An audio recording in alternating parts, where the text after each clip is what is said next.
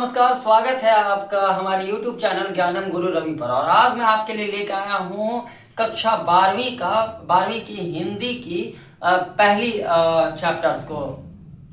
आज मैं आपके सामने लेकर आया हूँ कक्षा 12th की हिंदी का पहला चैप्टर, जिसका नाम ही है बातचीत। और आज हम आपसे करेंगे बातचीत। जी हाँ, सबसे पहले बड़ी अच्छी एक चैप्टर्स, बड़ा ही अच्छा चैप्टर्स आपके सामने आया है, बातचीत। आप लोग तो माहिर होंगे बातचीत करने में। कौन ऐसा इंसान है जो बातचीत नहीं करता है? सपोज दैट अगर जिसे बात करने नहीं दिया जाए तो सोचिए उसकी दुनिया कैसी लगेगी, और कहीं ना कहीं बिल्कुल वीरान हो जाएगी, सुनसान हो जाएगी। तो बातचीत बहुत ही ज़रूरी अहम रोल है हमारे दुनिया में, हमारे जीवन में। बातचीत बहुत बड़ा एक आधार स्तंभ माना जाता है। तो आज हम पढ़ाएंगे आपको बातचीत। तो चलिए शुरू करते हैं सीधे, बिना समय को बर्बाद किए। बातचीत, कौन ऐसा व्यक्ति जो बातचीत नहीं किया होगा? चलिए शुरू करते हैं बातचीत। देखिए, चैप्टर का नाम है बातचीत और इसके लेखक है बालकृष्ण भट्ट। अब आपको यहाँ पढ़ना पड़ेगा अलग अलग दोनों को। पहले चैप्टर्स बातचीत को भी पढ़ना है और इसके लेखक बालकृष्ण भट्ट को भी पढ़ना है। तो हम शुरुआत करते हैं पहले आपके चैप्टर से ही। छोटी छोटी चीजें बारीकी से आपको बताऊंगा कि बातचीत क्या होता है, कैसे होता है, अच्छी बातचीत करने की के क्या क्या पहलू हैं और क्या क्या विशेषताएं हैं, और बालकृष्ण भट्ट के पूरे जीवन काल के बारे में बताऊंगा। तो चलिए शुरू करते हैं पहले बातचीत को। तो देखिए, बातचीत आप सब जानते हैं। बातचीत गॉसिप करना, बात करना, है ना, गप करना, गप्पे लड़ाना, ये बातचीत हुआ। यानी कि भाषा को जो हम संचार के रूप में ले आते हैं तो उसे बातचीत कहते हैं। तो सबसे पहला चीज, बातचीत को आप अंग्रेजी में क्या क्या कहते हैं? देखिए, कन्वर्सेशन कहते हैं, कन्वर्जेशंस कहते हैं, कम्युनिकेशन कहते हैं, डिस्कशन कहते हैं, चिट चैट कहते हैं, गॉसिप कहते हैं और डिस्कोर्स कहते हैं, है ना। कहते हैं कि चिट चैट कर रहे हैं, भाई चैटिंग कर रहा हूं मैं, है ना भाई, गॉसिप मत, ज्यादा गॉसिप मत करो। तो यानी कि कम्युनिकेशन, उसकी स्किल्स बहुत अच्छी है। इस बात पर डिस्कशन होने लगी, कन्वर्सेशन स्टार्ट हो गया, है ना। तो कुल मिला के ये बातचीत को अंग्रेजी में बोलते हैं। अब सिंपल सा एक फंडा है, क्योंकि जब मैं कम्युनिकेशन की पढ़ाई कर रहा था तो उसमें बताया जाता था कि how many types of communications, बेहतर कम्युनिकेशन के क्या क्या उपाय किए जा सकते हैं या क्या क्या बैरियर्स हैं। तो सिंपल सा मैं आपको एक चीज समझा देता हूं बेटा, कि सबसे पहले चलिए हम समझते हैं कि बातचीत होता क्या है। व्हाट इज बातचीत? बातचीत होता क्या है ना। बातचीत क्या होता है? तो बातचीत यानी कि बेटा जी, विचारों का आदान प्रदान। मेरे हिसाब से, ये मेरा परिभाषा है, विचारों के आदान प्रदान को बातचीत कहते हैं या कम्युनिकेशन कहते हैं, कम्युनिकेशन। ठीक है, यानी कि विचारों के आदान प्रदान को हम संचार कहते हैं। इसी को अंग्रेजी में बोल सकते हैं, हिंदी में बोल सकते हैं संचार, संचार कहते हैं। अब एक बात बताइए, विचारों के आदान प्रदान यानी कि मेरे विचार आप तक और आपके विचार मेरे तक। अब इसमें दो तरीका हो सकता है, एक डायरेक्ट वे कम्युनिकेशन और एक इनडायरेक्ट वे कम्युनिकेशन। जैसे मैं यहाँ क्लास में हूं, तो अगर क्लास में आप फिजिकली मेरे से क्लास ले रहे होते तो ये डायरेक्ट वे कम्युनिकेशन होता है। लेकिन आप हमारे साथ इंटरनेट के माध्यम से जुड़े हैं, तो हम यहाँ डायरेक्ट नहीं, इनडायरेक्ट वे कम्युनिकेशन कर रहे हैं। तो लेकिन फिर भी हम दोनों के विचार मिल रहे हैं, हम दोनों के विचार साझा हो रहे हैं आपस में। तो विचारों के आदान प्रदान को हम कम्युनिकेशन कहते हैं। यानी इसमें जरूरत पड़ती है एक सेंडर की और एक रिसीवर की। सेंडर की बातें रिसीवर तक और रिसीवर की बातें सेंडर तक। अब इसमें एक मीडियम बनता है, मीडियम यानी कि चैनल सी आता है। ठीक है, चैनल क्या है? अगर आपके सामने कोई बात हो रही है तो वहां चैनल वायु बनेगा, हवा बनेगी। लेकिन अगर आपके सामने बातें नहीं हो रही है, आप कहीं दूर बैठे हैं, मैं यहां हूं, तो यहां पे माध्यम इंटरनेट बन रहा है। ठीक है, तो यानी कि ये एक चैनल बनता है, यानी कि MSCR मॉडल कहलाता है या SMR मॉडल कहलाता है। एक बेहतर कम्युनिकेशन तभी होता है जब कोई बातें सेंडर को रिसीवर प्राप्त करता है सेंडर की बातों को, और जो रिसीवर बोलता है उसकी बातों को सेंडर प्राप्त करता है। तो कुल मिला के विचारों के आदान प्रदान को हम क्या बोलते हैं? बातचीत कहते हैं। समझ में आई कि नहीं आई? देखिए, सेंडर मैं हो गया, रिसीवर आप हो गए। मैंने कुछ समझाने का प्रयास किया आपको, मैंने अपने विचारों को साझा किया आपके साथ, तो सेंडर अपनी बातों को रिसीवर तक पहुंचाया। अब वह बात अगर रिसीवर समझ गया तो उसका रिप्लाई देगा, फीडबैक देगा, नहीं समझा फिर भी फीडबैक देगा, रिप्लाई देगा, तो आपकी बात फिर मेरे तक पहुंचेगी। तो यानी सेंडर टू रिसीवर और रिसीवर टू सेंडर के जो विचार होते हैं इसे ही बातचीत कहते हैं, इसे ही हम लोग कम्युनिकेशन कहते हैं। ठीक है, तब इसमें आप थोड़ा सा चलिए बता ही देता हूं कि कम्युनिकेशन कितने प्रकार के होते हैं। तो types of communication, types of communication. तो टाइप्स ऑफ कम्युनिकेशन की जब बात की जाए तो ये 4 तरीके के होते हैं। पहला है, एक नंबर है इंटरपर्सनल कम्युनिकेशन, सॉरी इंट्रापर्सनल। दूसरा है इंटरपर्सनल। तीसरा है ग्रुप कम्युनिकेशन।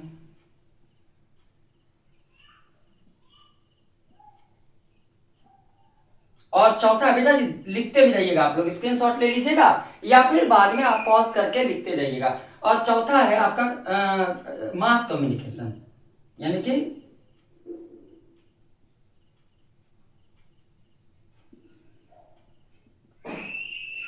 चलिए इंटरपर्सनल, अगर स्वयं से बातें, आत्मगत संचार, अगर खुद से बातें करते हैं इंसान। स्वामी विवेकानंद ने भी कहा था कि अगर आप अपने से बात करना भूल गए तो आप एक महान व्यक्ति से बात करना भूल गए। तो कुल मिला के 100% बच्चे आप अपने आप से बात कीजिए। सबसे बड़ा सबसे अच्छा उपाय यही है कि आप अपने आप से बात कीजिए, आप आत्ममंथन कीजिए कि आज हमने क्या किया। लोग आपको पागल समझेंगे, आप अपने आप से बात करेंगे, लेकिन बोल के नहीं करना है, मन ही मन करना है। यानी जरूर होता है, अक्सर होता है, और मैं जानता हूँ कि आप रोज करते होंगे। आप कभी खेतों में जा रहे होते हैं या पढ़ने के लिए जा रहे होते हैं या मार्केट जा रहे होते हैं, तो मन में जो बातें चलती रहती है। सवाल भी आपके मन में आता है, उसका जवाब भी आपके मन में आता है। तो अपने आप से जो बातचीत होती है उसे हम इंट्रापर्सनल कम्युनिकेशन यानी कि सेल्फ कम्युनिकेशन कहते हैं। यानी कि यहाँ पे सेंडर और रिसीवर मनुष्य स्वयं होता है। इंटरपर्सनल कम्युनिकेशन क्या हुआ, जब दो लोगों के बीच बातचीत होती है, यानी एफ टू एफ यानी फेस टू फेस जो बातचीत होती है उसे हम इंटरपर्सनल, है ना, इंटरपर्सनल कम्युनिकेशन कहते हैं। ग्रुप कम्युनिकेशन क्या होता है, जब दो लोग से ज्यादा व्यक्ति के बीच बातचीत हो रही होती है और प्रत्यक्ष रूप से हो रही होती है। दो लोग से ज्यादा जब आपस में आ जाते हैं लोग, तो ग्रुप यानी समूह में जो बातचीत होती है ग्रुप में, ठीक है, तो वहां पे ग्रुप कम्युनिकेशन हो गया। और आप हैं जम्मू में बैठे, आप अपनी बात को दिल्ली तक पहुंचाना चाहते हैं, अमेरिका तक पहुंचाना चाहते हैं, या दुनिया के कोने कोने तक पहुंचाना चाहते हैं, एक जन सैलाब तक पहुंचाना चाहते हैं। इसी को बोलते हैं जन समूह संचार, मतलब एक एक व्यक्ति तक पहुंचाने। तो यहाँ पे एक माध्यम जुड़ जाएगा, चाहे वो माध्यम इंटरनेट हो, चाहे वो माध्यम इलेक्ट्रॉनिक मीडिया हो, चाहे वो प्रिंट मीडिया हो, चाहे कोई ना कोई मीडिया हो। मीडिया के थ्रू जब अपनी बातों को रखते हैं, जैसे प्रधानमंत्री नरेंद्र मोदी दिल्ली में बैठ के कोई बातें करते हैं और हम तक उनकी बातें पहुंच जाती है। वो मन की बात दिल्ली में करते हैं और हम घर बैठे उनकी मन की बात को सुन लेते हैं, जान लेते हैं, समझ लेते हैं। तो वो मास कम्युनिकेशन का हिस्सा हुआ, यानी कि बहुत बड़े जन सैलाब तक अपनी बातों को पहुंचाना मास कम्युनिकेशन कहलाता है। समझ गए? लिख लीजिए।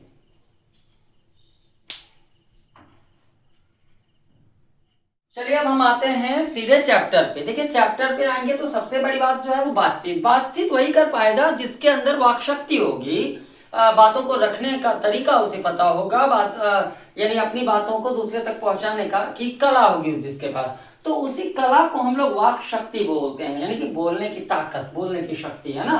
तो वाक शक्ति को जो है ना हम नॉर्मली 2 भागों में बांटते हैं। बात कैसे करते हैं, सिंपल सा, आप कोई स्टेज पे जाते होंगे तो अलग अलग तरह आप अपनी फ्रेंड से बात करते हैं, तो कैसे बोलते हैं, हेलो नमस्कार स्वागत है आपका, ऐसे भी बात करते हैं, अरे भाई कैसे हो, ठीक है बढ़िया, फॉर्मल बातें कर लेते हैं। और कहीं अगर क्या कहते हैं कहीं और जाते हैं, कहीं पार्टीज वगैरह में जाते हैं या फिर स्टेज शो करने जाते हैं, तो वहां पे आपका तरीका बदल जाता है। तो इस तरीके के माध्यम से हम 2 भागों में बांट सकते हैं किसी भी बातचीत को, पहला फॉर्मल और दूसरा इनफॉर्मल। तो हम यानी कि कहीं कहीं बातें जो करते हैं, तो इसी वाक शक्ति को हम 2 भागों में बांटे हैं। एक वक्तृता यानी कि स्पीच। अब जब स्पीच देते हैं तो आपको इंप्रेस करना होता है सामने वाले को, ऑडियंस को अपनी ओर खींचना होता है, ऑडियंस के ध्यान को अपनी ओर लगाना होता है, और आप ऑडियंस तक अपनी बातों को एक एक शब्दों को पहुंचाना चाहते हैं। तो वहां पे नाज नखरा होता है, अदा दिखाना पड़ता है, अंदाज दिखाना पड़ता है, चुटीली बातें होती हैं, शेरो शायरी की बातें होती है, और जब उसे पसंद करते हैं ऑडियंस, तो आपको ताली मिलने लगती है, बात बात पर ताली मिलती है, हौसला अफजाई होता है, वाह वाह की ध्वनि सुनाई देती है।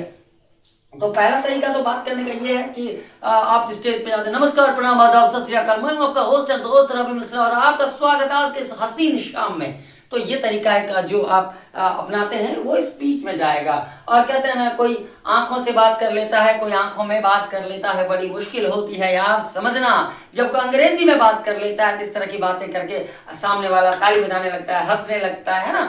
तो कुल मिला के बेटा जी ऐसी बातें जिसमें आएगी वो कहलाएगा वक्तृता यानी कि स्पीच। वक्तृता, वक्तृता यानी स्पीच। और दूसरा फॉर्मल बात करते हैं, जैसे पिताजी से बात करते हैं, फ्रेंड्स से बात करते हैं, अपने गर्लफ्रेंड बॉयफ्रेंड जब एक दूसरे से बात करते हैं, तो उसमें क्या ऐसे कहते हैं हेलो हाय नमस्ते प्रणाम आदाब सत श्री अकाल, ऐसे तो करते नहीं है। सिंपल से वहां पे क्या करते हैं कि औपचारिक बातें सीरियस हो जाते हैं, एकदम से डूब जाते हैं, भावनात्मक हो जाते हैं, फीलिंग्स में बह जाते हैं, फील करके बातें करते हैं, इमोशनल हो जाते हैं, या फिर मजाक अगर अच्छी बातें रहती है तो हंस हंस के बातें करते हैं। तो उस तरह की जो बातें होती है वह कहलाएगी आपकी औपचारिकता, औपचारिक बातें यानी बातचीत में जाएगा। समझ गए? नहीं समझे प्लीज बताइए, फिर समझिए। सीरियसनेस हो तो वो बातें बातचीत में जाएगी, सीरियसनेस नहीं हो, मस्ती के लिए बातें चल रही हो, सामने वाले को इंप्रेस करने के लिए बातें चल रही हो, स्टेज पे बातें चल रही हो, स्पीच के तौर पे बातें कर रही हो, ज्ञानात्मक बातें चल रही हो, तथ्यात्मक बातें चल रही हो, तर्कसंगत बातें चल रही हो, तो वो क्या रहेगा? वक्तृता में आएगा। तो याद रखिएगा, वाक शक्ति के दो भाग, वक्तृता और दूसरा बातचीत।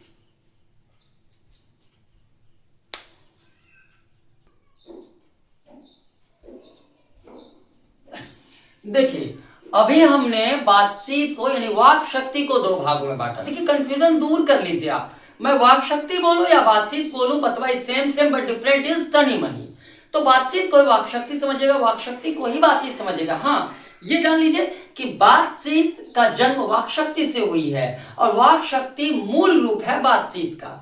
तो वाक शक्ति पहले आएगा, बातचीत बाद में आएगा।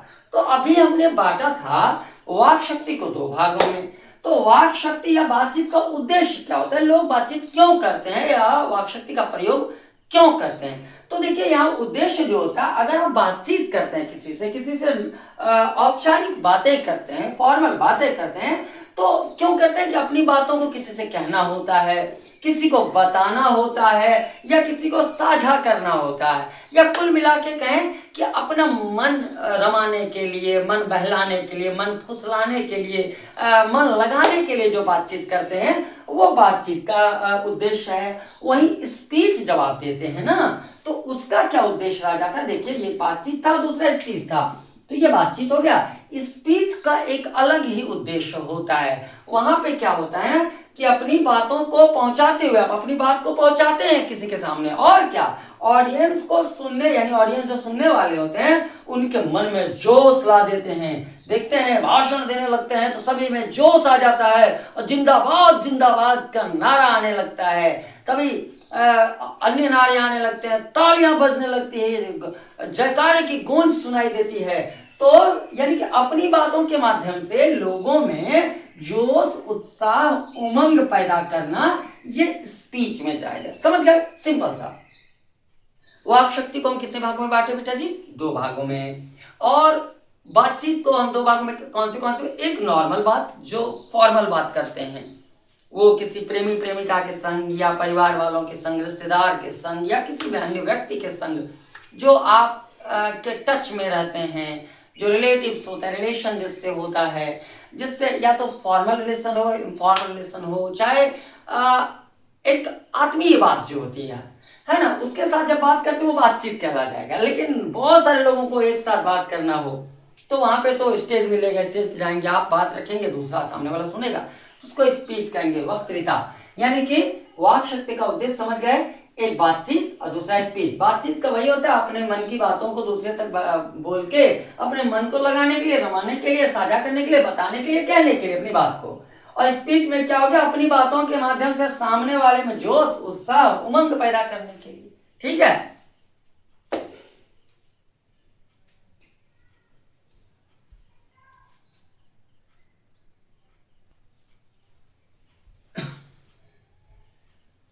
अब चलिए आते हैं हम कि बातचीत क्यों, भाई बातचीत क्यों करें, क्यों जरूरी है बातचीत करना। अच्छा बताइए, अनुमान लगाइए, एक दिन अगर आप ना बोलें तो कैसा लगेगा? अगर बताइए गूंगे व्यक्ति का संसार कैसा होता होगा? वो अपनी भावनाओं को प्रकट करना चाह रहा होगा, चाहता होगा, चाहता है लेकिन प्रकट नहीं कर पाता। बताइए उसको कैसा फील होता होगा?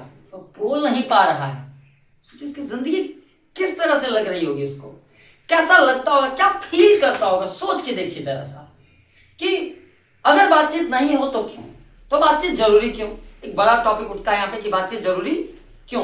कहते हैं ना बेटा कि बातचीत करने से ही, बात करने से ही बात बनती है। मन में बात रखने से मन की बातें मन में ही रह जाती है और बात बिगड़ जाती है।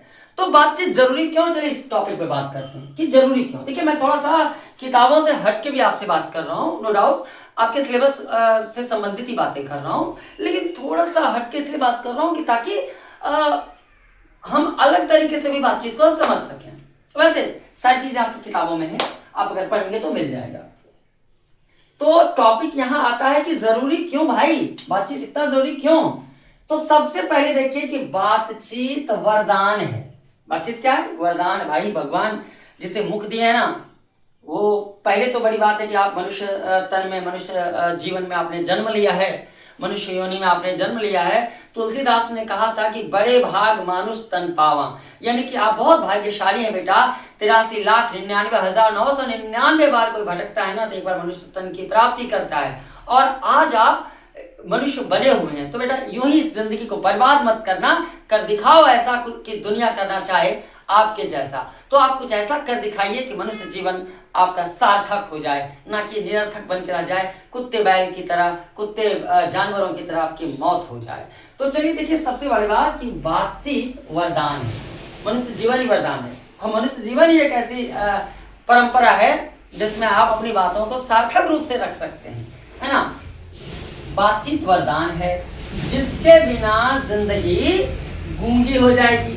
अगर बातचीत ना हो तो जिंदगी क्या होगी? गूंगी हो जाएगी। जब गूंगी रहेगी तो आपकी जिंदगी सुनसान, वीरान, लुंज पुंज हो जाएगी, यानी कुछ नहीं आपके लिए बचेगा भाई। सुनसान, आपकी जिंदगी सुनसान हो जाएगी। ना कुछ कह सकते हैं, ना किसी को बता सकते हैं, ना किसी से बातें साझा कर सकते हैं, ना अपने दुख तकलीफ को किसी को दिखा सकते हैं, बोल के बता सकते हैं। तो सुनसान वीरान हो जाएगी, लुंज पुंज हो जाएगी, जिंदगी विकलांग हो जाएगी, है ना। दूसरा एक और तथ्य आता है कि बातचीत करने से मन चित्त हल्का हो जाता है। कहते हैं ना कि जब आपके मन में कोई तकलीफ होती है, जब कोई दर्द होता है, जब कोई सुनने वाला होता है ना, तो आपको लगता है कि आहा, हमारे दुख को वो समझा, हमारी तकलीफों को वो जाना, और हमारी बेचैनियों को वो थोड़ा सा साथ दिया। तो बातचीत करने से मन हल्का। सच में अगर आपके पास कुछ टेंशन रहता है और आपके पास कोई साथी होता है, आप जब उसे फोन करके या डायरेक्ट मिलके बात बता देते हैं तो आपको लगता है कि अरे हमने बता दिया, मन हल्का हो जाता है, और आपकी बातें सामने वाला समझता है, अगर मदद करने लायक होती तो कर भी देता है। तो बातचीत करने से मन हल्का होता है। निश्चित तौर पर बेटा जब भी आपको लगे कि मन भारी है, रोने का दिल कर रहा है, शेयर कर दीजिए, बता दीजिए किसी को। हो सकता है कोई अपना हो जिसे आप अपना समझते हैं। याद रखिएगा बेटा एक चीज हमेशा जीवन में, कि जो आपका होगा वो आपको कभी रोने नहीं देगा, और जो आपको रुला दे वो आपका कभी हो नहीं सकता। इसलिए कहाँ रो रहे हैं इस पर भी गौर फरमाइएगा, जरूर ध्यान दीजिएगा, ठीक है। तो बातचीत करने से मन हल्का हो जाता है, एकदम से आप फील कर रहे हो, मेरी बात को फील करके देखिए। आपके जीवन में कुछ हो रहा है, बेचैनियां है, डर आ गया, कोई आपको ब्लैकमेल करने का प्रयास कर रहा है, कोई क्या कहता है, कोई घटना आपके साथ हो गई, अब उसे आप किसी को बता देते हैं तो आपका मन हल्का लगता है, उसको बताएं, शायद कोई समाधान निकल जाए। तो बातचीत करने से मन हल्का हो जाता है और हम जीवन में मगन हो जाते हैं। चलो फिर जीवन में आनंद लेते हैं, जीवन में मगन हो जाते हैं। कितनी बड़ी बात कही है ना, सही बात फील कीजिए बेटा। मैं पढ़ा रहा हूं, इससे ये मतलब मत रखिए कि मैं आपको सिर्फ लिखवा रहा हूं या फिर बोलते जा रहा हूं, लेक्चर नहीं। मेरी एक एक शब्दों पर आप अपनी भावनाओं को प्रकट कीजिए, कि देखिए आप अपने आप को रख के देखिए उस जगह पे, कि क्या सच में ऐसा होता है, क्या सच में ऐसा लगता है। एक और पॉइंट मैंने लिखा है यहाँ पे कि बातचीत का अपना अलग ही मजा। भाई साहब महिलाओं को देख लीजिए, गजब मजा है। कहते हैं ना कि सबसे ज्यादा अगर कोई बातचीत करता है, सबसे ज्यादा गपक्कड़ कोई होती है, सबसे ज्यादा गप शप करने में माहिर कोई होती है, तो महिला वर्ग है। आप भैया उसकी बातों को सुनिएगा ना, पोस्टमार्टम कर देती है वो। इतनी सी चीज को इतना बड़ा बना के बात करेगा, और जब टॉपिक खुलेगा ना तो 3-3 दिन तक एक ही टॉपिक पर बात होती रहेगी, हर एक टॉपिक पर। तो कहता है कि बातचीत का अपना अलग ही मजा है, जिसे इसकी आदत पड़ जाती है वह सब कुछ छोड़कर बातचीत के मजे में खो जाते हैं युवावस्था में। भाई आप खुद देखते होंगे कि इतना मजा आता है ना कि रात का 12 बज रहा है या दिन का 2 बज रहा है, दोपहर है या रात है, गर्मी है, ठंडा है, बरसात है, उसे कुछ फर्क नहीं पड़ता है। अगर वो लगा है ना तो एकदम दौड़ के खेत में जाके मगन हो जाता है बात करने में, और उसे समय का पता नहीं चलता है। 1-1 घंटा 2-2 घंटा लगा है, मम्मी बुला रही है, खाना खा लो रे, आता है मम्मी, फिर लग जाता है, अरे क्या कर, अरे मम्मी तेरी दोस्त का बहाना बना देता है, रहता किसी और का फोन है, आपको पता ही होगा किसका फोन होगा, है ना। तो वो लगा रहता है, लगा रहता है, लगा रहता है, रात के 2-2 3-3 बजे तक पेट पी रख के धीरे धीरे बात कर। सही बात बोल रहा हूँ कि नहीं। तो यानी कि सोचिए, बातचीत करने की जिसकी आदत हो जाए ना, लत लग जाए ना जी, तो वह सब कुछ छोड़ देता है, उसके लिए दुनिया बेकार लगती है, बातचीत अच्छा लगता है ना। तो बातचीत का अपना अलग ही मजा है, जिसे इसकी आदत पड़ जाती है वह सब कुछ छोड़कर बातचीत के मजे में खो जाता है। आप भी खोए होंगे बेटा, आप, लेकिन अभी नहीं खोना, अभी एग्जाम है, तैयारी कर लीजिए, बातचीत चलती रहेगी, जिंदगी है चलती रहेगी, सब छोड़ दो, भगा दो, टाटा बाय बाय कर दो बेटा, तभी एग्जाम अच्छा से निकल पाएगा। नहीं तो अभी बातचीत करने के चक्कर में पड़े तो बेटा ये बातचीत आपका रिजल्ट खराब कर देगा। इसलिए तो नहीं, जो भी होंगे उनको बोल दीजिएगा कि अभी कम ही बात करेंगे, ठीक है, लिख लीजिए।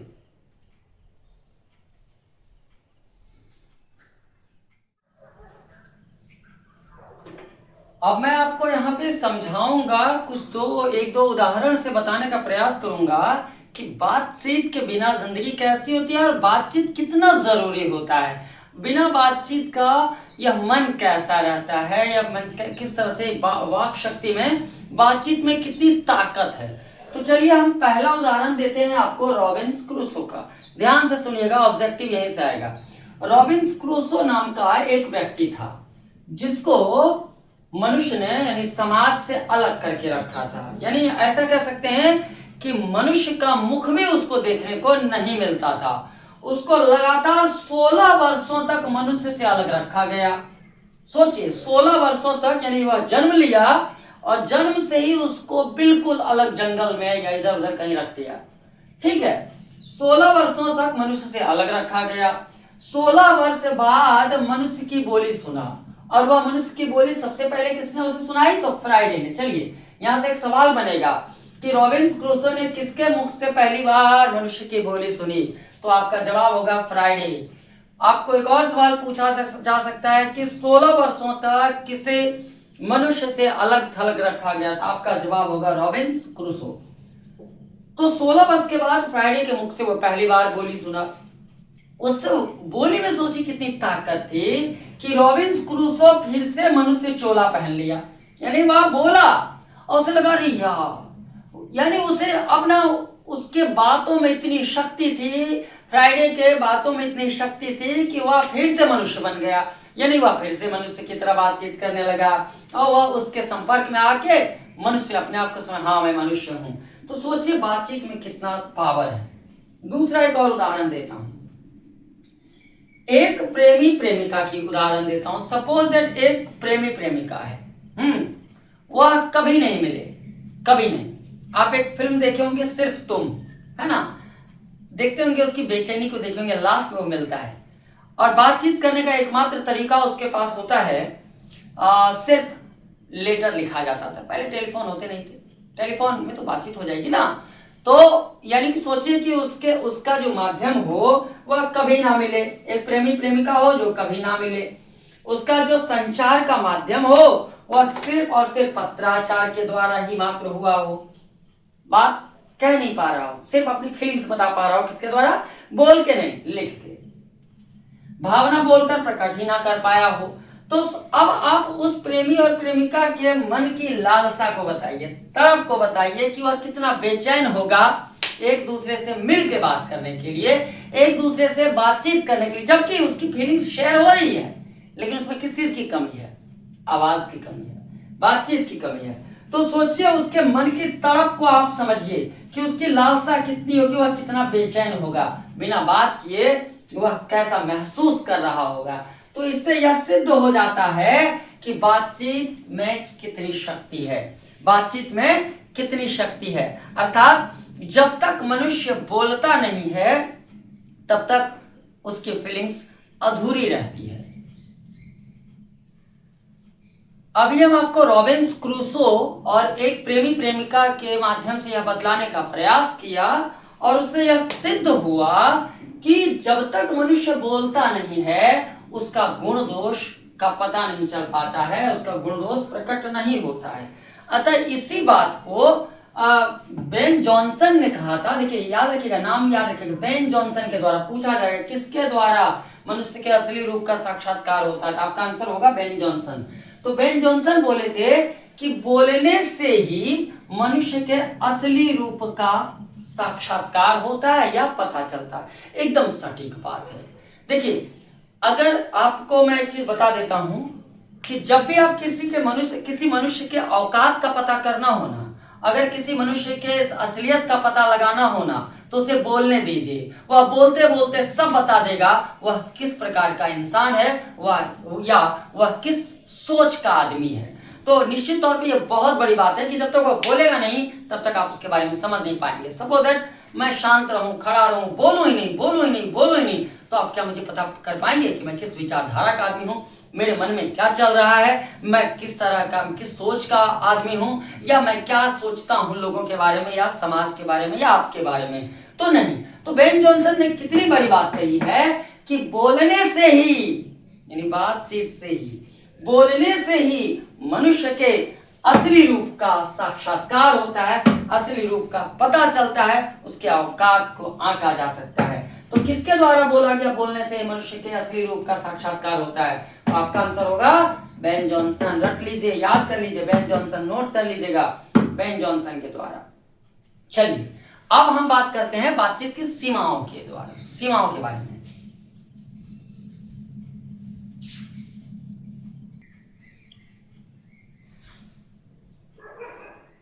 एक बड़ा सवाल है कि बातचीत की सीमाएं क्या होती है। तो चलिए अब हम बात करेंगे, अब हम आते हैं टॉपिक पे कि बातचीत की सीमाएं क्या हैं। इसके लिए एडिसन ने अलग अलग मत दिया। देखिए, बातचीत तो दो लोग से शुरू होती है, स्वयं से भी शुरू होके एक जमात तक चली जाती है, जन सैलाब तक चली जाती है, जन समूह तक चली जाती है। यानी कुल मिला के कह सकते हैं कि दो से लेकर जमात तक बातचीत जा सकती है, सीमाएं हो सकती है। तो यहाँ पे एडिसन का अलग अलग मत है। एडिसन का कहना था कि अगर दो व्यक्ति में बातचीत होती है तो वही बातचीत सार्थक होती है। यानी इनका कहना है कि असल बातचीत दो व्यक्तियों में ही हो सकती है, सिर्फ दो व्यक्तियों में ही रियल बात होती है। सही भी कहा गया है, आप खुद फील करते होंगे कि दो व्यक्तियों में ही असल बातचीत होती है, क्योंकि यहाँ पे आपको कोई रोकने वाला तो नहीं होता है, टोकने वाला नहीं होता है, आपकी बातें कोई तीसरा आदमी सुनने वाला नहीं होता है। तो आप अपने मन को खोल के बातें करते हैं, दिल को खोल के बातें करते हैं, जैसा बात हो बह जाते हैं बातों में, और आप जिस तरह से चाहते हैं, जिस टॉपिक पर चाहते हैं, खुल के बात करते हैं। यहाँ पे कोई सुनने वाला सिर्फ आपको और हमको छोड़ के कोई नहीं है।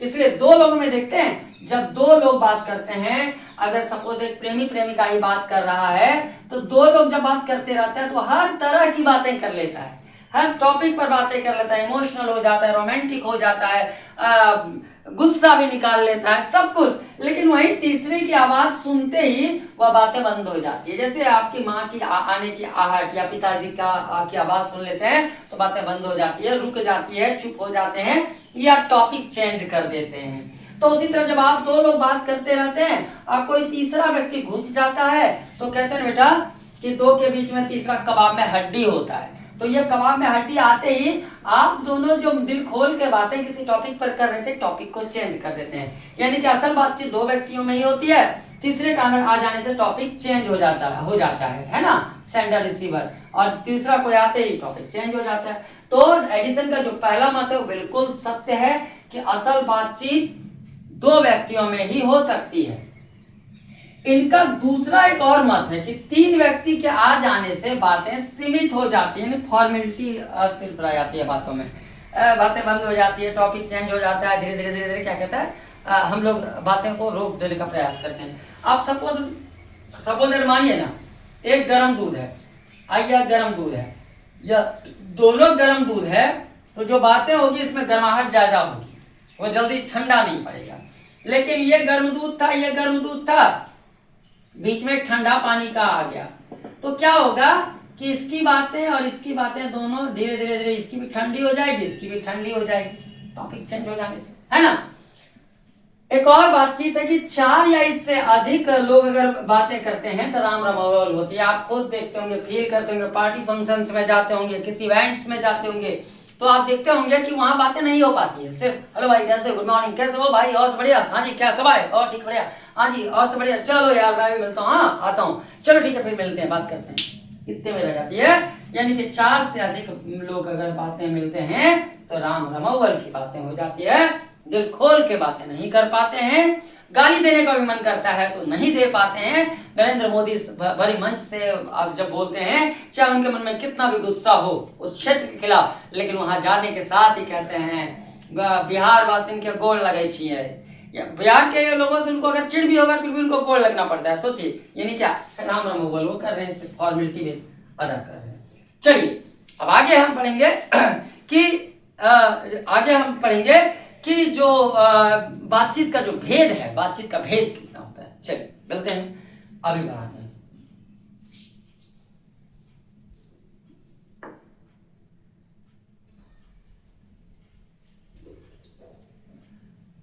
अगर हम बात करें बातचीत के अलग अलग भेदों को, तो हम इसे एज ग्रुप में अलग अलग उम्र के लोगों में अलग अलग तरह की बातें सुनते होंगे, और हमेशा ये देखते भी हैं कि हर स्टेज के जो लोग होते हैं, हर एज स्टेज के जो लोग होते हैं वो अलग अलग तरह की बातें करते हैं। देखिए जैसे कि आप देखते होंगे कि अलग अलग उम्र में अलग अलग बातें होती है, सही बात भी है, आप खुद फील कर रहे होंगे इस बात को कि चलिए इसको हम ऐसे बांट सकते हैं कि दो बूढ़ों के बीच बातचीत, तो दो बूढ़े जब बातचीत करेंगे ना तो हमेशा तुलना करेंगे, अपने समय का तुलना करेंगे, क्या करेंगे, तुलना, कि हमारे समय में ये होता था, हम ऐसे रहते थे, हम ये करते थे, इस सरकार से अच्छी वो सरकार थी, अंग्रेजों की सरकार ऐसी थी, ये ऐसा था। यानी कि हमेशा ही जो है ना, बूढ़े जब भी बात करेंगे तो तुलना करेंगे, हमेशा तुलना करेंगे, और नई पीढ़ी को हमेशा वो लताड़ते रहेंगे, नई पीढ़ी से हमेशा वो अपनी तुलना करेंगे और लताड़ देंगे कि संस्कार नहीं है, चरित्र नहीं बच्चा, बच्चों में मेहनत करने की क्षमता खत्म हो गई, एन प्रकार की बहुत सारी बातें करते हैं।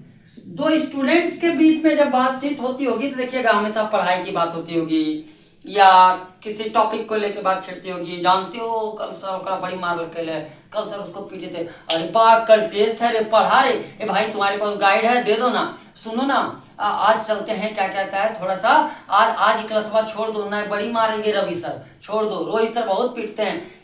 जब भी बात होगी 90% उनकी बातों में, एक स्टूडेंट्स के बातों में, मैं स्टूडेंट की बात नहीं कर रहा, स्टूडेंट्स की बातों में पढ़ाई का टॉपिक ज्यादा रहता होगा, कम बातें होती होंगी दूसरी बातें भी, लेकिन प्रायोरिटी अगर दी जाए तो पढ़ाई की बातें ज्यादा होती होंगी और इधर उधर की बातें कम होती होंगी।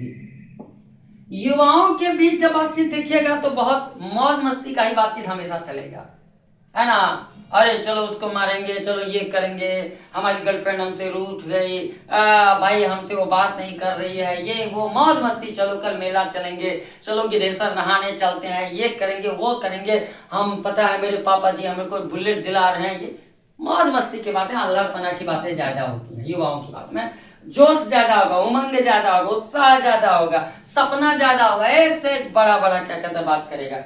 दो बुढ़िया के बीच में बातचीत कर लीजिए, तो एक चीज लड़कियों के बीच में मैंने भूल गया, चलिए लिख देते हैं, लड़कियों के बीच में बातचीत,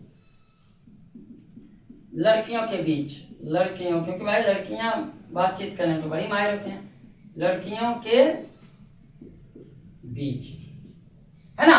तो ध्यान दीजिएगा कि बुढ़िया के बीच जब बातचीत होगा तो उसका एक ही टॉपिक रहता है, सास बहू।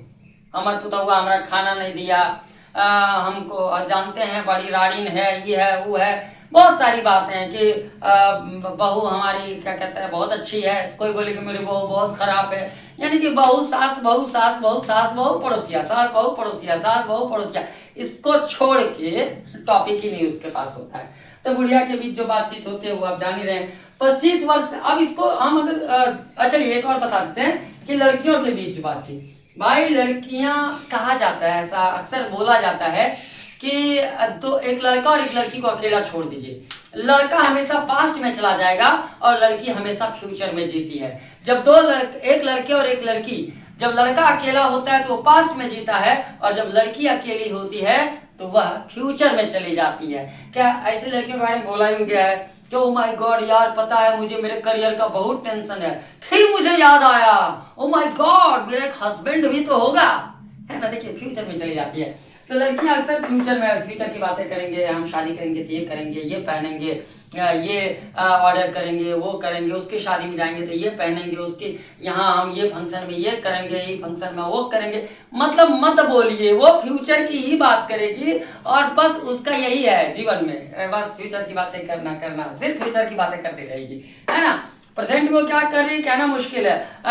बताइए लड़कियां रेस्टोरेंट में जब खाना खाने जाएगी तो ऐसे खाएगी एकदम, और जब घर में खाएगी तो ऐसा हाँ सोच रहे ना, यानी कि भाई उनके अंदर दिखावा बहुत है, दिखावापन, शो बहुत ज्यादा करती हैं वो। तो लड़कियों के बीच जो बातचीत होती है, सॉरी लड़कियों के बीच नहीं, ये लड़पना यहाँ लेके आएंगे हम, ठीक है, वो फ्यूचर की बातें चलती है। अब हम एक चीज और, इस ग्रुप को हम दो भागों में बांट देंगे, एक 25 वर्ष से अधिक वाले लोगों को रखते हैं और एक 25 वर्ष से कम वाले लोगों को रखते हैं। तो देखिएगा अक्सर कि जितने भी लोग 25 वर्ष से ऊपर वाले लोगों की जो बात आप सुनिएगा ना, तो उसमें अनुभव नजर आएगा, संघर्ष नजर आएगा, उनकी बातों में सारगर्भिता नजर आएगी, यानी कि मैच्योरिटी नजर आएगी, दूरदर्शिता नजर आएगी, फ्यूचर प्लान नजर आएगा। लेकिन वही 25 वर्ष से कम लोग के युवाओं युवतियों की बात आप सुनेंगे ना, तो उसमें देखिएगा अनुभवहीनता रहेगी, वह कोई भी चीज का अनुमान लगाएगा, पता है ये एग्जाम निकाल जाएगा हमसे, अनुमान लगाएगा, और लड़पना बचकाना हरकत ज्यादा करेगा, दिल बहलाने और ताजगी के लिए वो हमेशा जिएगा, बात करेगा, मजा नहीं आ रहा है फोन करके डिस्टर्ब कर दिया, मजा नहीं आ रहा है चलना ना हाविल चले कर चलना पिन कह बैठ। तो कुल मिला के ये जो बातचीत के भेद है उसको हम ऐसे समझ सकते हैं, समझ रहे हैं ना, कोई दिक्कत तो नहीं है, बहुत ईजी है यार। अलग अलग भागों बांट दे दो, बूढ़ों के बीच में कैसी बातें होती है, स्टूडेंट्स के बीच में, युवाओं के बीच में कैसी बातें, बुढ़िया के बीच में, लड़कियों के बीच में, 25 वर्ष से ऊपर वाले 25 वर्ष से कम वाले लोगों में कैसी बातें होती है।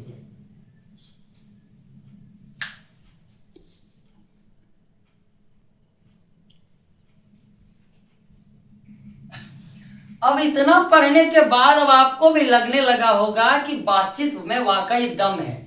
तो बातचीत कैसे करें कि आगे वाला व्यक्ति अट्रैक्ट हो जाए, ना कि डिस्ट्रैक्ट हो जाए। बात ऐसा करें किसी को आकर्षित कर लें, बात ऐसा करें कि किसी को हम अच्छे लगे, ना कि डांसू लगे। तो कैसे हम, यानी कि क्या हम करें जो हम अपनी बातों को आगे वाले को हम इंप्रेस कर पाए, अपनी बातों से आगे वाले को हम अपना बना सकें। तो ये जो अपना बनाने की जो प्रक्रिया है ना, जो यानी कि जो बातचीत करने का जो तरीका है ना, ये बड़ा ही शानदार होता है। कहता है जिसे बातचीत करने का तरीका पता होता है ना, वह किसी भी व्यक्ति को इंप्रेस कर लेता है। डिपेंड आप पे करना है कि अपनी बातों से किसी को इंप्रेस करना है या इरिटेट करना है। इंप्रेस करेंगे तो लोग आपके हो जाएंगे, इरिटेट करेंगे तो आपको छोड़ के चले जाएंगे। तो इंप्रेस कीजिए। तो इंप्रेस करने के लिए क्या होगा? तो इंप्रेस करने का जो तरीका होता है उसे ही हम बोलते हैं आर्ट ऑफ कन्वर्सेशन। ठीक है, आर्ट ऑफ कन्वर्सेशन यानी कि बोलने की कला। तो बोलने की कला में आपके पास क्या क्या गुण होना चाहिए, क्या उत्तम तरीका है, क्या बेहतरीन आइडियाज हैं कि हम क्या क्या किन किन चीजों, किन किन पहलुओं पे ध्यान दें कि हमारी बातचीत बेहतरीन हो जाए। तो चलिए हम आपको बताते हैं कि अगर आप भी चाहते हैं किसी व्यक्ति को अपनी ओर आकर्षित कर लेना, अपनी बातों को मनवाना, अपनी बातों को सुनाना, अपनी बातों को सुनवाना, तो निश्चित तौर पे इन चीजों पे आप अमल कीजिएगा, 100% मैं गारंटी लेता हूं you will be a good speaker, और आपकी बातें लोग सुनेंगे। डैम श्योर बेटा, I am definitely make you sure that कि आप जो बोलेंगे लोग आप पे सुनेंगे। तो सबसे पहले आत्मवार्तालाप, सबसे पहले कहीं भी जाने से पहले या कुछ भी बोलने से पहले आप अपने आप से बात कीजिए कि अगर मैं ऐसा बोलूंगा सामने वाले को तो वो कैसा फील करेगा। अगर आपको लगे हाँ अच्छा फील करेगा तो बोलिए, लगे नहीं बुरा फील करेगा तो मत बोलिए। तो आत्मवार्तालाप तैयारी कीजिए, पहले से स्टेज पे जाना है उससे पहले आप अपने आप को तैयार कीजिए कि मुझे क्या बोलना है क्या नहीं बोलना है। ठीक है, तो आत्मवार्तालाप। दूसरा, भाषा की सरलता। आप जिस जगह पे हैं वहां के ऑडियंस को देखिए कि वह समझेंगे कैसे। अगर वहां पे ग्रामीण परिवेश है और अनपढ़ लोग हैं, अशिक्षित लोग हैं, अंग्रेजी नहीं जानते हैं, और वहां जाके आप अंग्रेजी बोलना शुरू करेंगे तो क्या वो आपकी बातें समझ पाएंगे? नहीं समझ पाएंगे। तो आप प्रयास कीजिए कि भाषा को सरल रखिए, उन्हीं भाषाओं का प्रयोग कीजिए जो कि आगे वाला समझ सके, ऐसा ना कि उसके सर से पार हो जाए और उसे कुछ समझ ही ना आए। तो भाषा की सरलता बहुत मायने रखता है कि जिस तरह के लोग आपके सामने हैं उसी तरह की भाषा का प्रयोग आप करें। दूसरा, सहजता, सहज बनाइए। आप अपनी बातों से किसी को अपना बनाने का प्रयास कीजिए, उसके लिए आसान बना दीजिए बातचीत करना। अब आप भाई कोट पैंट टाई बेल्ट लगा के मर्सिडीज से उतरे हैं, एकदम एटीट्यूड में है, तो वो आगे वाला बंदा आपसे बात करने से डरेगा कि पता नहीं मेरे से बात करेगा कि नहीं करेगा। तो पहले सहज बनाइए कि हाँ जी मैं आपके लिए आया हूँ, आपसे बात करना चाहता हूँ। ये आपका एक सबसे बड़ा तरीका होगा बातचीत को सफल बनाने का। तो सामने वाले को सहज बनाइए कि हम दोनों एक जैसे हैं, बात करेंगे, हम दोनों एक जैसे हैं, मतलब आप अनकंफर्ट फील ना करें, कंफर्टेबल फील करें, और सहज बनाइए, कंफर्टेबल बनाइए लोगों को। सहजता। दूसरा, सजीवता, नीरस मत होने दीजिएगा। जिस चीज टॉपिक पे बात कर रहे हैं, जिस तरह का आपकी बातें हैं, जिस तरह का आपका टॉपिक है उस तरह आपका इमोशन भी होना चाहिए। सपोज दैट हम बातें कर रहे हैं, किसी के दुख में गए हैं और वहां हंस हंस के बातें करें तो कैसा लगेगा। सपोज दैट हम किसी के आयोजन में गए हैं, वहां खुशियों का माहौल है और हम वहां रो रो के बातें करें, इमोशनल बातें करें तो कैसा लगेगा। अगर हम क्या, यानी कि सजीव, जैसा हो आपका लैंग्वेज वैसा हो आपका बॉडी लैंग्वेज, ठीक है ना। तो ध्यान दीजिए, आप अपने बॉडी लैंग्वेज बहुत ध्यान दीजिए। सजीवता यानी कि आप अपने इमोशन पे ध्यान दीजिए। आत्मविश्वास, कहते हैं ना कि आप झूठ भी बोलिएगा ना, अगर आप कॉन्फिडेंस से बोलते हैं तो वह झूठ सच लगने लगेगा। तो आत्मविश्वास रखिए कि जो मैं बोल रहा हूँ सच बोल रहा हूँ, सही बोल रहा हूँ और मैं पूरे होशो हवास में बोल रहा हूँ। तो आत्मविश्वास रखिए। एक चीज और, अपने अंदर की कमियों को जानते हुए सुधार करिए। बहुत सारे लोगों में ये बहुत बड़ी गलती होती है कि सपोज दैट हम अपनी गलती जानते हैं कि मैं जब बात करता हूँ आए आए आए क्या बोला करते हैं, आगे वाले को पसंद नहीं होता है। हम जान रहे मेरे अंदर ये कमी है फिर भी ये सुधार नहीं कर पाते हैं, जिससे कि लोग हमसे दूर चले जाते हैं। तो अपने अंदर की कमियों को जानिए, कमियों को पहचानिए, कमियों को लोगों से फीडबैक लेके प्रयास कीजिए जानने का और उस कमी को आप सुधार कीजिए। दूसरा है कि गलतियों और दूसरों से सीखना चाहिए। गलती अगर सीखना चाहते हैं ना तो जो गलती करते हैं ना, जैसे श को सौ बोलते हैं, ज को जौ बोलते हैं, जरूरत होता है आप बोलते हैं जरूरत, गलत है। तो अगर कोई व्यक्ति दूसरा कोई आपको समझ आएगा गलत है, गलत नहीं, तो गलत बोलने का प्रयास कीजिएगा, मैं ये सुधारूंगा, ये मैं आज के बाद ये बोलूंगा। तो गलतियों और दूसरे जो बताते हैं दूसरों से सीखना चाहिए। अतः साथ ही साथ बेटा सबसे बेहतरीन, कहते हैं ना कि बोली पान भी खिलाता है और बोली लात भी खिलाती है ना। तो बोली पान भी खिला सकती है आपको और लात भी खिला सकती है, डिपेंड आप पे करता है कि आपकी वाणी, आपकी बोली कैसी है, पान खाने वाली या लात खाने वाली।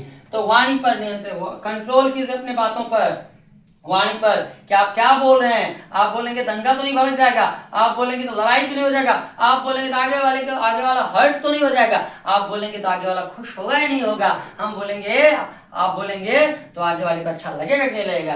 तो वाणी पर कंट्रोल कीजिए, अपने बातों पर कंट्रोल, वाणी है ना, वाणी पर कंट्रोल कीजिए एवं उसमें मधुरता लाइए। कहते हैं बेटा कि कहते हैं ना कि मधुर वाणी, जो एक कविता है, दोहा है कि मीठी वाणी बोलिए मन का आपा खोए, औरन को शीतल करे आप हूँ शीतल होए। तो मीठा बोलिए, दुश्मन भी आपके हो जाएंगे, दुश्मन भी आपके साथ हो जाएंगे।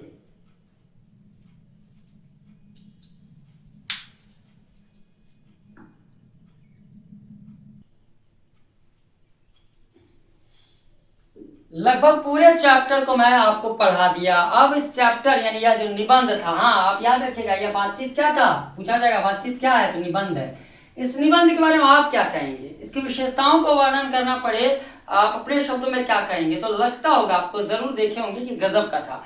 एक सीरियल वाइज शुरू किया था, बातचीत क्या है, कैसे होता है, क्या बाधाएं हैं, क्या सीमाएं हैं, क्या किस प्रकार से होता है, कौन भाग लेता है, कहाँ होता है, कब होता है, नहीं होगा तो क्या होगा, ठीक है ना। तो देखिए टोटल मिला के अगर इस विशेषता इसकी पूछा जाए तो आप कह सकते हैं कि आकार में गजब है। इतना छोटा टॉपिक में आपकी पूरी जिंदगी की बातों को बता दिया, यानी कि श्रेष्ठ है और संक्षिप्त है और पूर्ण है। श्रेष्ठ बहुत जबरदस्त तरीके से बताया गया है, संक्षिप्त छोटा चैप्टर बड़ा धमाका, पूर्ण हर बातें इसमें आ गई तो पूर्ण है। अगर वाक्य विन्यास की बात की जाए तो उच्च कोटि की वाक्य विन्यास है, शब्दों का समावेशन गजब का है, एक वाक्य के बाद दूसरा वाक्य जोड़ने वाला है, एक वाक्य के बाद दूसरी कहानी, एक कहानी के बाद दूसरी कहानी, दूसरी कहानी की तीसरी कहानी, कब क्यों कैसे कहां क्या, है ना, सब कुछ जोड़ रहा है, क्रमानुसार है। भाषा शैली की बात करें तो अभी तक जितना मैं पढ़ाया ऐसा लगा कि कोई भाषा मेरी समझ नहीं आई, या कोई वाक्य समझ नहीं आया, या ऐसा लगा कि मेरी कोई बातें आपको समझ नहीं आई। तो आई नहीं आई तो कमेंट करके मुझे बताइएगा, प्रयास करूंगा फिर से समझाने का। तो भाषा शैली मेरे हिसाब से तो बहुत सरल थी, बहुत सहज थी और एकदम सटीक थी। लास्ट चर्चा किस चीज पर हुई? तो भैया बातचीत के हर टॉपिक पर चर्चा हो गई। तो चलिए ये था आपका चैप्टर बातचीत। बातचीत में ये चैप्टर पढ़ाया हूं अभी, इसके बाद बचता है तो सिर्फ वाण भट्ट जी का लेखक परिचय। अब परिचय मैं दूसरे क्लास में पढ़ा दूंगा, लेकिन दोनों मिला के एक चैप्टर खत्म होगा और उसी से सवाल बनेंगे। तो कैसा लगा ये चैप्टर, कैसा मैं पढ़ाया, आप मुझे कमेंट करके जरूर बताएं। मिलते हैं नेक्स्ट चैप्टर में। Thank you so much.